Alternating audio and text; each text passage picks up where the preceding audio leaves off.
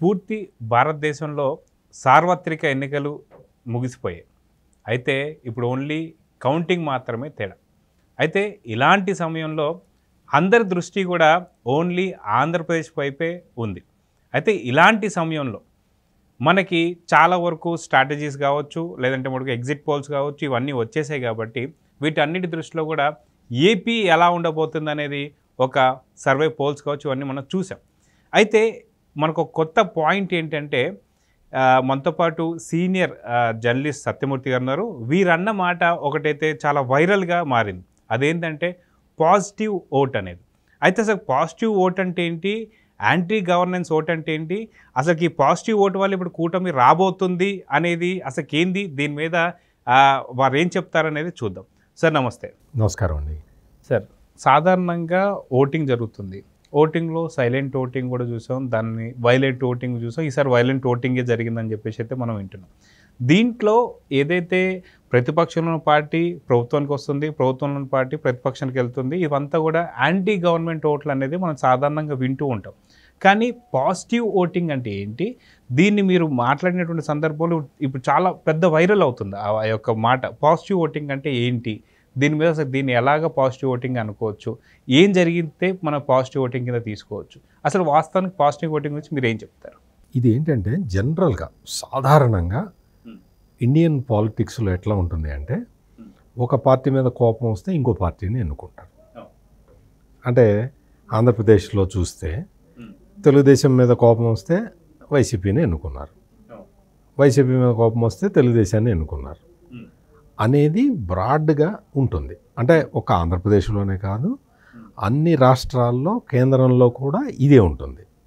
అంటే anti vote అంటే ప్రభుత్వ వ్యతిరేక ఓటు ఎటు టర్న్ అయితే, అంటే జనరల్గా ప్రభుత్వ వ్యతిరేక ఓటు ఎటు టర్న్ అవుతుంది, ప్రతిపక్షం వైపు టర్న్ అవుతుంది, ప్రతిపక్షం గెలుస్తుంది. ఇది జరుగుతుంది. ఇక్కడ ఏంటి అంటే ఇప్పుడు ఆంధ్రప్రదేశ్లో అంటే నా అబ్జర్వేషన్ ప్రకారం చాలామంది ఏమనుకుంటున్నారు అంటే ఆంధ్రప్రదేశ్లో యాంటీ జగన్ ఓటుతోటి తెలుగుదేశం గెలుస్తున్నది అనుకుంటున్నారు. నా దృష్టిలో అది కాదు. అంటే నా రీడింగ్ ప్రకారం, నా అబ్జర్వేషన్ ప్రకారం ఆంధ్రప్రదేశ్లో ఏదో యాంటీ జగన్, జగన్ మీద కోపంతో మళ్ళీ చంద్రబాబు నాయుడిని ఎన్నుకోవటం లేదు. అసలు ఆ థియరీకి ఆంధ్రప్రదేశ్లో ఆస్కారం కనపట్టలేదు.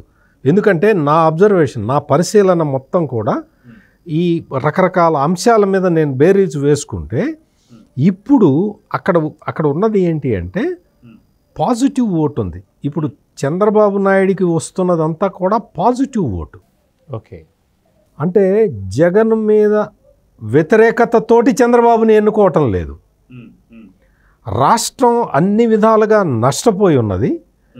మొత్తం పారిశ్రామికంగా అభివృద్ధి లేదు, పర్యాటక రంగంలో అభివృద్ధి లేదు, వ్యవసాయంలో వెనక్కి వెళ్ళిపోయాము. మొత్తం ఓవరాల్గా రాష్ట్ర అభివృద్ధి కుంటుపడిపోయింది.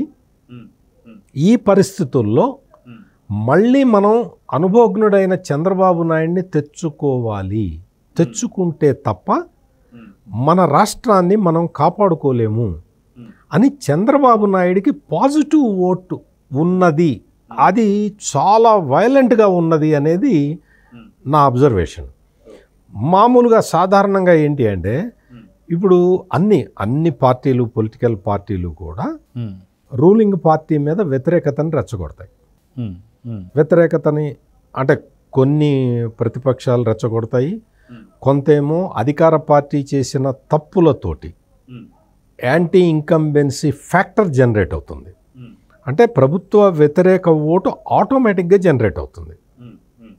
అంటే ఈ ప్రభుత్వ వ్యతిరేక ఓటు, ఈ యాంటీ ఇన్కంబెన్సీ ఫ్యాక్టర్ ఎంత తీవ్రంగా ఉంటే అధికారంలో ఉన్న పార్టీకి అంత నష్టం జరుగుతుంది. మీకు లాస్ట్ టైము 2019 ఎన్నికలు మీరు చూసుకుంటే ఆ రోజున చంద్రబాబు నాయుడు మీద వ్యతిరేకత కనపడలేదు, కానీ జగన్మోహన్ రెడ్డికి 151 వచ్చినాయి. 151 స్థానాల్లో వైసీపీ గెలిచింది. ఈ రోజున పరిస్థితి చూస్తే మీకు యాంటీ ఇన్కంబెన్సీ ఫ్యాక్టర్ పెరిగిపోయి చాలా చాలా పెరిగిన తర్వాత వైసీపీ సోషల్ మీడియా ఏం చేసింది అంటే దీన్ని చెదరగొట్టడానికి రకరకాల స్ట్రాటజీలు వేసింది. ఈ రకరకాల స్ట్రాటజీలు వేసి ప్రజల్ని కన్ఫ్యూజన్లోకి నెట్టడానికి విపరీతమైన ప్రయత్నం చేసింది. సాధారణంగా ఏంటి అంటే ఈ యాంటీ ఇంకంబెన్సీ ఫ్యాక్టర్ అనేది జగన్మోహన్ రెడ్డికి ఏదో ఓవర్ నైట్ డెవలప్ కాలేదు. దాదాపుగా 2.5 సంవత్సరాల కింద నుంచి ప్రభుత్వం మీద వ్యతిరేకత మొదలైంది. ప్రభుత్వ వ్యతిరేకత మొదలైన తర్వాత 1 సంవత్సరం కిందట C Voter mood of the nation survey, ఆ రోజున జనసేన తెలుగుదేశం పొత్తు లేదు, తెలుగుదేశం బీజేపీ పొత్తు లేదు. అప్పుడే 15 నుంచి 17 స్థానాల్లో తెలుగుదేశం గెలవబోతున్నది అని C Voter mood of the nation survey చెప్పింది. అంటే ఏంటి, అప్పటికే యాంటీ ఇంకంబెన్సీ ఫ్యాక్టర్ బాగా పనిచేస్తున్నది ఆంధ్రప్రదేశ్లో. నేను చాలా పలు సందర్భాల్లో నేను మీ ఇంటర్వ్యూలో కూడా 2-3 సార్లు చెప్పాను. ఇప్పటికే భారతదేశంలో ఏ రాష్ట్రంలో లేని విధంగా ఆంధ్రప్రదేశ్లో యాంటీ ఇంకంబెన్సీ ఫ్యాక్టర్ పనిచేస్తున్నది, అంత తీవ్ర స్థాయిలో ఉన్నది అని నేను కూడా మొదటి నుంచి చెప్తూనే ఉన్నాను. ప్రశాంత్ కిషోర్ అంటే ఎన్నికల వ్యూహకర్త ప్రశాంత్ కిషోరు, ఆయన కూడా దాదాపుగా ఒక 3-4 నెలల కిందట ఒక మాట చెప్పారు. జగన్మోహన్ రెడ్డి తనేదో ప్రొవైడర్గా ఉన్నాడు, లీడర్గా ఎదగలేదు అని చెప్పాడు. అంటే ఏంటి అంటే, నేను అన్ని బటన్లు నొక్కి ఇస్తున్నాను, ఆ బటన్లు నొక్కి నేను బటన్లు నొక్కితే డబ్బులు తీసుకుంటున్న వాళ్ళందరూ నాకు ఓటేస్తారు అన్న భ్రమలో ఉన్నాడు. రాష్ట్రానికి కావాల్సింది జగన్ లాంటి ప్రొవైడర్లు కాదు, లీడర్ కావాలి అని చెప్పాడు. లీడర్ ఏం చేస్తాడు అంటే, నీకు ఏది అవసరమో అది ఇచ్చి నువ్వు పెరగటానికి, అంటే ఆర్థికంగా సామాజికంగా రకరకాలుగా నువ్వు పెరగటానికి దోహదపడతాడు. అట్లా చేసేవాడు లీడరు. నీకు ఏం కావాలి, ఈరోజు నీకు అన్నం కావాలి, అన్నం ఇస్తా, రేపు నీకు బట్టలు కావాలి, బట్టలు ఇస్తా, అంతే తప్ప నువ్వు పెరగటానికి నేను నీకు ఆస్కారం ఇవ్వను. ఇది జగన్మోహన్ రెడ్డి చేస్తున్న పని అని చెప్పి ప్రశాంత్ కిషోర్ కూడా దాదాపుగా 3-4 నెలల కిందటే చెప్పాడు. అంటే ఈ విషయాలన్నీ ఎందుకు గుర్తు చేస్తున్నాను అంటే యాంటీ ఇంకంబెన్సీ ఫ్యాక్టర్ బాగా తీవ్ర స్థాయిలో ఉండటం వల్లే జగన్మోహన్ రెడ్డి ఈ విధమైన డిఫీట్ని ఎదుర్కోబోతున్నాడు అనేది ఒక థియరీ. ఓకే, అంటే జగన్మోహన్ రెడ్డి మీద కోపం ఉన్నది కాబట్టి ఆల్టర్నేటివ్ తెలుగుదేశాన్ని ఎన్నుకోవటం కాదు. ఇక్కడ ఏం జరిగింది అంటే, జగన్మోహన్ రెడ్డి ఇన్ని సంవత్సరాల పాటు విధ్వంసం చేశాడు, ఆంధ్రప్రదేశ్ని పునర్నిర్మించుకోవాలి అంటే చంద్రబాబు నాయుడు లాంటి అనుభవజ్ఞుడు మనకు అవసరము. 2014లో ఇదే జరిగింది. రాష్ట్రం డివైడ్ అయిపోయిన తర్వాత, రాష్ట్రం అంటే ఆంధ్రప్రదేశ్ డివైడ్ అయిపోయిన తర్వాత, తెలంగాణ ఆంధ్రప్రదేశ్ ఏర్పడిన తర్వాత తెలంగాణకి హైదరాబాదు ఉండిపోయింది కాబట్టి దీనికి దీటుగా ఆంధ్రప్రదేశ్ని డెవలప్ చేయాలి అంటే ఒక అనుభవజ్ఞుడైన నాయకుడు కావాలి అని ఆ రోజు చంద్రబాబు నాయుడిని ఎన్నుకున్నారు. ఆ తర్వాత 2019లో జరిగిన ఎన్నికల్లో, అసెంబ్లీ ఎన్నికల్లో చంద్రబాబు నాయుడిని కాదని చెప్పి జగన్మోహన్ రెడ్డిని ఎన్నుకున్నారు. జగన్మోహన్ రెడ్డిని ఎన్నుకున్న తర్వాత ప్రజలందరూ ఏమనుకున్నారు అంటే, చంద్రబాబు నాయుడు చేసిన అభివృద్ధిని కంటిన్యూ చేస్తూ కొత్త అభివృద్ధి చేస్తాడు, యువకుడు కాబట్టి, మొదటిసారి ముఖ్యమంత్రి అవుతున్నాడు కాబట్టి అని ప్రజలు ఎక్స్పెక్ట్ చేశారు. చాలామంది ఏమనుకున్నారంటే, అప్పట్లోనే అంటే అధికారంలో లేనప్పుడే లక్షల కోట్లు సంపాదించేసుకున్నాడు కాబట్టి ఇంకా అవినీతికి పాల్పడడు, ఇక నుంచి రాష్ట్రం కోసం పనిచేస్తాడు, తన మార్క్ ఏందో చూపిస్తాడు అని అనుకున్నాను. కానీ నువ్వు 1,00,000 కోట్లు సంపాదించిన వాడు ఇంకొక 4 లక్షల కోట్లు, ఇంకొక 5 లక్షల కోట్లు సంపాదిస్తాడు అని ప్రజలు ఎక్స్పెక్ట్ చేయలే. ఇప్పుడు జరిగింది ఏంటి అంటే, మొత్తం అన్ని రకాలుగా రాష్ట్రం అంటే వెనుకబాటుకు గురైపోయింది. వెనుకబాటుకు గురైపోయిన తర్వాత ఇప్పుడు ఏం చేయాలి? ఇప్పుడు ఏం చేయాలంటే దీన్ని మళ్ళీ పునర్నిర్మించుకోవాలి. ఈ పునర్నిర్మించుకునే క్రమంలో మనకి ఏ నాయకుడు అవసరం అవుతాడు అని ఆలోచించి చంద్రబాబు నాయుడిని సెలెక్ట్ చేసుకున్నారు. అయితే ఇప్పుడు మీరు చెప్పినటువంటి ఒక థియరీ అంతా కూడా ఖచ్చితంగా కళ్ళకు కట్టినట్టుగా మనకు కనిపిస్తుంది. అయితే ఇదంతా కూడా ఏపీ ప్రజలు పూర్తిగా ఆలోచించిన తర్వాతే అసలుకి దేశంలో ఎక్కడా లేనటువంటి యొక్క పోలింగ్ శాతాన్ని మనం చూసామా, ప్లస్ అది కాక మనం ఇప్పుడు వచ్చినటువంటి ఎగ్జిట్ పోల్స్ కూడా మనం చూసాం. ఇవంతా కూడా ఎన్డీఏకి సంబంధించినటువంటి కూటమికే పూర్తి స్థాయిలో ఇచ్చారు. 45 సంస్థలు ఏదైతే ఇచ్చాయో దాంట్లో పూర్తిగా 40 నుంచి 42 సంస్థలు కూడా ఖచ్చితంగా కూటమికే అప్పచెప్పారు. సో దీన్ని ఖచ్చితంగా మీరు అంటున్నట్టు ఇదంతా కూడా పాజిటివిటీ ఓటే అని చెప్పేసి అయితే అనుకోవచ్చు అంటారా? ఖచ్చితంగా. ఇక్కడే కాదు, ఆంధ్రప్రదేశ్లో చంద్రబాబు నాయుడికి పాజిటివ్ ఓటు వస్తున్నది. అదేవిధంగా దేశవ్యాప్తంగా నరేంద్ర మోడీకి పాజిటివ్ ఓటు వస్తున్నది. ఈసారి నరేంద్ర మోడీ గెలవబోతున్నది పాజిటివ్ ఓటుతోటి. అంటే ఎన్డీఏకి ఇంత అప్లాజ్ రావడానికి కారణం కూడా అదే. అంటే ముందర ఏమనుకున్నారు అంటే కొన్ని సీట్లు తగ్గుతాయేమో అనుకున్నారు. ఇప్పుడు ఎగ్జిట్ పోల్స్ అవన్నీ చూసిన తర్వాత మోడీ ఫ్యాక్టర్ అనేది పాజిటివ్ ఓటు. అంటే మోడీకి పాజిటివ్ ఉంటే కదా మోడీ ఫ్యాక్టర్ పనిచేసేది. అట్లా అన్ని రాష్ట్రాల్లో అట్లా కనపడ్డది. మోడీ ఫ్యాక్టర్ కనిపించింది. ఆంధ్రప్రదేశ్లో చంద్రబాబు ఫ్యాక్టర్ కనిపించింది. అంటే రాష్ట్రాన్ని పునర్నిర్మించుకోవాల్సిన అవసరం కనపడుతున్నది.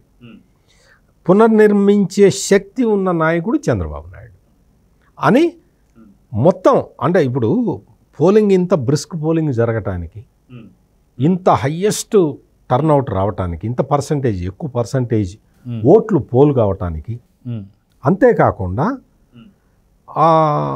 బయట రాష్ట్రాలలో జీవనోపాధికి వెళ్ళిన వాళ్ళు, బయట రాష్ట్రాలకి బయట దేశాలకి, అంటే ఆంధ్రప్రదేశ్లో ఉపాధి అవకాశాలు లేక బయటికి వెళ్ళిపోయిన వాళ్ళందరూ కూడా మళ్ళీ రిటర్న్ వచ్చి వాళ్ళు పాజిటివ్గా చంద్రబాబు నాయుడికి ఓటేశారు. అంటే ఇదంతా మరి ఒక ఏదో ఒక బేస్ లేకుండా చెప్పే మాటలు కాదు ఇవి. ఇదంతా వచ్చిన తర్వాత ఈ పాజిటివ్ ఓటు అనేది ఎట్లా టర్న్ అయింది అంటే, పాజిటివ్ మీరు ఎప్పుడైనా చూడండి, నెగటివ్ ఓటు ఎంత తీవ్రంగా ఉంటుందో పాజిటివ్ ఓటు కూడా అంతే తీవ్రంగా ఉంటుంది. మరి ఈ రెండిటికి తేడా ఎట్లా కనిపెట్టడం? Negative vote, positive vote. Negative vote ఎక్కువ అయితే, అంటే యాంటీ ఇన్కంబెన్సీ ఫ్యాక్టర్ ఎక్కువ ఉంటే నెగటివ్ ఓటు ఎక్కువ ఉన్నట్టు కదా. నెగటివ్ ఓటు ఎక్కువ ఉంటే ఎట తెలుస్తుంది, పాజిటివ్ ఓటు ఎక్కువ ఉంటే ఎట్లా తెలుస్తుంది? అంటే నెగటివ్ ఓటు ఎక్కువ ఉన్నప్పుడు ఎదుటివాడు ఎవరు అనేది చూడరు, వీడు దిగిపోవాలి అనే చూస్తారు. వీడిని దించటమే కావాల్సింది, ఎవడు ఎక్కుతాడో మనకు అనవసరం అనేది నెగటివ్ ఓటింగ్. ఈ రోజున ఆంధ్రప్రదేశ్లో జరుగుతున్నది ఏంటంటే, మాకు చంద్రబాబే కావాలి అన్న పాజిటివ్ ఓటు వచ్చింది కాబట్టి చంద్రబాబుకి ఈ ఓటు పడుతూ ఉన్నది. జగన్మోహన్ రెడ్డి ఎక్కడ పప్పులో కాలేశాడు అంటే, జనసేనకి, తెలుగుదేశానికి, భారతీయ జనతా పార్టీకి ఓటు ట్రాన్స్ఫర్ కాదు అని ఎక్స్పెక్ట్ చేశాడు. ఏ రాజకీయ నాయకుడైనా అటువంటి క్యాలిక్యులేషన్స్ వేసుకోకూడదు. ముందర ఏం చేశాడు, తెలుగుదేశం జనసేన కలవకుండా క్యాస్ట్ ఫైట్ పెడదామని ప్రయత్నం చేశాడు. తర్వాత భారతీయ జనతా పార్టీ కలిస్తే కేంద్రం నుంచి సహాయం అందుతుందేమో, అందకుండా చేద్దామని ప్లాన్ చేశాడు. ఏ రాజకీయ నాయకుడు కూడా జగన్మోహన్ రెడ్డి ఇప్పుడు ప్రవర్తించినట్టు ప్రవర్తించాడు. వాళ్ళు ఒక 3 పార్టీలు కలుస్తున్నాయి అంటే, 3 పార్టీలు కలుస్తున్నాయి అంటే మనం ఎంత తప్పు చేసి ఉంటే 3 పార్టీలు కలుస్తాయి అని ఆలోచించాలి ఒక రాజకీయ నాయకుడు. అంటే మనం ఎంత ఐసోలేట్ అయిపోతున్నాం, మనల్ని అందరూ బహిష్కరిస్తున్నారు అంటే మనం ఏ తప్పు చేశాము అని ఇంట్రాస్పెక్షన్ చేసుకొని తదనుగుణంగా చర్యలు తీసుకోవాలి. అలా కాకుండా జగన్మోహన్ రెడ్డి ఏం చేశాడంటే, వాళ్ళు కలవకుండా బ్రేక్ చేద్దాం అనుకున్నాడు తప్ప, తనకు ఇప్పుడున్న పరిస్థితిని తనకు అనుకూలంగా ఎలా మార్చుకుందామని ఆలోచించలేదు. యాంటీ ఇన్కంబెన్సీ ఫ్యాక్టరు 2.5 సంవత్సరాల తర్వాతే మొదలైపోయింది అని నేను చెబుతుంటే అంటే నేను బయట నుంచి ఒక అబ్జర్వర్ లాగా చూస్తున్న నాకే తెలిస్తే లోపల ఉన్న జగన్మోహన్ రెడ్డి తెలీదా? గ్రౌండ్ రిపోర్ట్స్ కూడా వస్తాయి కాబట్టి తెలిసే ఇంటెలిజెన్స్ రిపోర్ట్లు అవన్నీ వస్తాయి కదా, తెలియాలి కదా, అప్పటి నుంచి కోర్స్ కరెక్షన్ చేసుకోవాలి కదా. ఇవి ఏవి చేసుకోకుండా నేను బటన్ నొక్కుతున్నాను, పథకాలు ఇస్తున్నాను, వాళ్ళందరూ నా ఓటర్లు, ఆ ఓటర్లను ఎవడు కదిలించలేడు అన్న ఒక భ్రమలో జగన్మోహన్ రెడ్డి బతికాడు. అయితే ఇప్పుడు మీరు చెప్పినట్టుగా చూసుకుంటే ఏదైతే ఓటింగ్ జరిగిందో ఇవి రెండు రకాలుగా జరిగాయి. ఒకటి వచ్చేసి బ్యాలెట్ ఓటింగ్, ఇంకోటి ఏమో నార్మల్ ఓటింగ్ మనం చూస్తాం, పోస్టల్ బ్యాలెట్ ఓటింగ్ మనం చూసాం. అయితే ఈ పోస్టల్ బ్యాలెట్కి సంబంధించి మీరన్నట్టు పాజిటివిటీ ఓటు అక్కడే మొదలయ్యింది కాబట్టి ఇక్కడ వైసీపీలో కొంత ప్రకంపనలు జరిగాయి. ఇప్పుడు కూడా వీళ్ళ ఫైట్ అంతా ఏంటంటే వైసీపీకి సంబంధించి పోస్టల్ బ్యాలెట్ ఓటింగ్ పైనే వీళ్ళు కౌంటింగ్ ఏజెంట్లకు సంబంధించి చాలా రకాలైనటువంటి ఒక వ్యూహాలు వాళ్ళు రచిస్తున్నారు. అయితే నిజంగా పోస్టల్ బ్యాలెట్ ఓటింగ్ కూడా 85 నుంచి 90% వరకు కూటమికే పడ్డాయి. అంటే పాజిటివిటీ ఓటు అక్కడి నుంచే స్టార్ట్ అయింది కాబట్టి తర్వాత మూడ్ ఆఫ్ పీపుల్ది కూడా చేంజ్ అయిపోయి పూర్తిగా మే 13వ తారీఖు పూర్తిగా కూటమి వైపే మొగ్గు చూపారని చెప్పి వాళ్ళకు వచ్చిన రిపోర్ట్ లాగా అర్థమవుతుంది. సో దీని అన్నిటికీ కారణం కూడా పాజిటివిటీ ఓటే అనుకోవచ్చా? ఇప్పుడు పోస్టల్ బ్యాలెట్ అంటే వాళ్ళు పోలింగ్ సిబ్బంది వేసుకునేది, అంటే ప్రభుత్వ ఉద్యోగస్తులు ఈసారి ఏం చేశారు అంటే వాళ్ళు కొట్లాడి తమ ఓటు హక్కు పోకుండా చూసుకొని పోస్టల్ బ్యాలెట్ను వినియోగించుకున్నారు. ఈ పోస్టల్ బ్యాలెట్ ఇంకో విచిత్రమైన ఇదేంటంటే వీళ్ళందరూ ప్రభుత్వ ఉద్యోగస్తులు కదా, అంటే టీచర్లు వీళ్ళు ఉంటారు కదా, వీళ్ళకి వైసీపీ వాళ్ళు డబ్బులు ఆశ చూపించారు. నీకు ఓటుకు 2000 ఇస్తాము, వైసీపీకి వేయమని. అంటే పోస్టల్ బ్యాలెట్ని కూడా కొనుక్కోవటం అంటే అది అసలు మామూలు విషయం కాదు. అది కుప్పం లాంటి దగ్గర కూడా పూర్తి సాష్టాంగ నమస్కారాలు చేసుకొని మరి పోస్టల్ బ్యాలెట్ టైంలో చూస్తున్నాం చేశారు. ఇవన్నీ ఇంత చేసినా కానీ వాళ్ళు ఎటు కూడా మొగ్గు చూపలేదు. అంటే మీకు అంటే అక్కడి నుంచే పాజిటివ్ ఓటు స్టార్ట్ అయిందా అని మీరు అడుగుతున్నారు. పాజిటివ్ ఓటు ఎప్పటి నుంచో స్టార్ట్ అయి ఉన్నది. ఆ పాజిటివ్ ఓటు ప్రభావమే పోస్టల్ బ్యాలెట్ మీద పడ్డది. అంటే పోస్టల్ బ్యాలెట్లు వేసిన తర్వాత పాజిటివ్ ఓటు రాలేదు. పోస్టల్ బ్యాలెట్లు వేయడానికి ముందరే positive vote, Chandrababu positive vote ఉన్నది. అదే నేను కూడా అంటుంది ఏంటంటే ఖచ్చితంగా జనాలలో కావచ్చు పాజిటివిటీ చంద్రబాబు నాయుడు తప్ప అంత అనుభవజ్ఞులు ఇంకెవరు లేరు కాబట్టి పాజిటివిటీ ఓట్ అనేది అప్పుడు స్టార్ట్ అయిన తర్వాత అప్పటి నుంచి ప్రజలు ఇంకొద్ది విస్తారంగా ఎక్కువ కరెక్ట్ అది ఆ విధంగా జరిగింది. ఆ విధంగా జరగటం వల్ల ఏమైంది అంటే పోలింగ్ శాతం కూడా పెరిగింది. మొత్తం అంటే ఎక్కడ చూసినా కానీ మొత్తం ఇప్పుడు మనం అనుకున్న ఈ సిద్ధాంతం ప్రకారం ఎగ్జిట్ పోల్స్ అన్నీ కూడా చూపిస్తున్నాయి ఫలితాలు. ఎగ్జిట్ పోల్స్ ఫలితాలు చూసిన తర్వాత మనకి ఎంత పాజిటివ్ ఓటు పడ్డదనేది మనం అర్థం చేసుకోవచ్చు. అంటే ఇది చాలా అరుదుగా జరుగుతూ ఉంటుంది. ఒకళ్ళ మీద కోపంతో ఇంకొకళ్ళని గెలిపిస్తారు తప్ప ఒకళ్ళ మీద నమ్మకంతో, ప్రేమతోటి, అభిమానంతో గెలిపించటం చాలా అరుదుగా జరుగుతుంది.